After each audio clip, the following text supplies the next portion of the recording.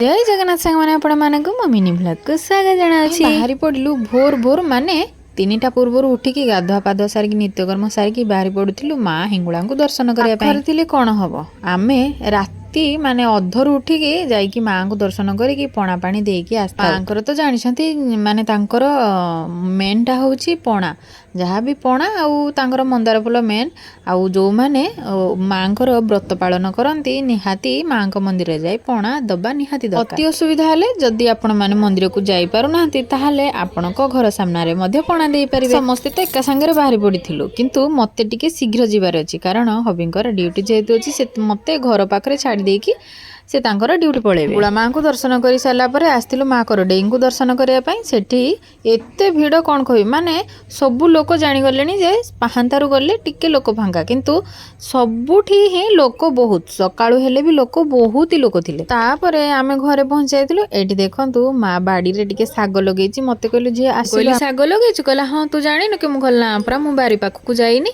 सेइथिपाई आसिली माँ टिके साग दळवा आमे तो आज उपवास आमे माने नानीर मोर आउ भाउज एमती के खाइबुनी छुआ माने आ माँ बापा खाइबे। छुआ मानकर तो साग नाही केवल माँ बापा आ अलगा लोक माने जो माने अछन्ती समस्ते मिसिकी खाइबे। कहली काली सकाळु साग भजा आ पखाळ आउ किछि दरकार नाही ता सहित हेतु पूर्व दिन उपवास थिला सेइथिपाई ता पर दिन पखाळ टिके खाइया को भल लागे। देखा जाऊ सकाळ पाइले कोन होउची सकाळ पाइले आ इच्छा हबनी फेरे पखाळ खाइबा। एथरा तो आपण माने देखिथिले बापार मोर तुलसी गछ को सजाडिथिलु आ बहुत सुंदर भाबरे तुलसी गछ टेइची पापा एटा माने निजे बसैछंती सेइथिपाई मते बहुत सुंदर लागला मो भिडियो रे। आज हिंगुळा यात्रा किंतु सकाळु सकाळु वर्षा होची माने झिपझिप वर्षा सहित माने पूरा मेघुआ मेघुआ पागटा करी सकाळु झिपझिप वर्षा मध्य केते थर पड़ी सारलाणी आउ आमको आउ थरे यात्रा पड़िया को जीवाकू पड़िबो। पाहांता थिला जेमति कि राती भलो से पाहि नथिला आमे मां को केवल दर्शन करिकी घर फेरथिलु तापरे टिके तरबुज कटा हला खाइथिलु।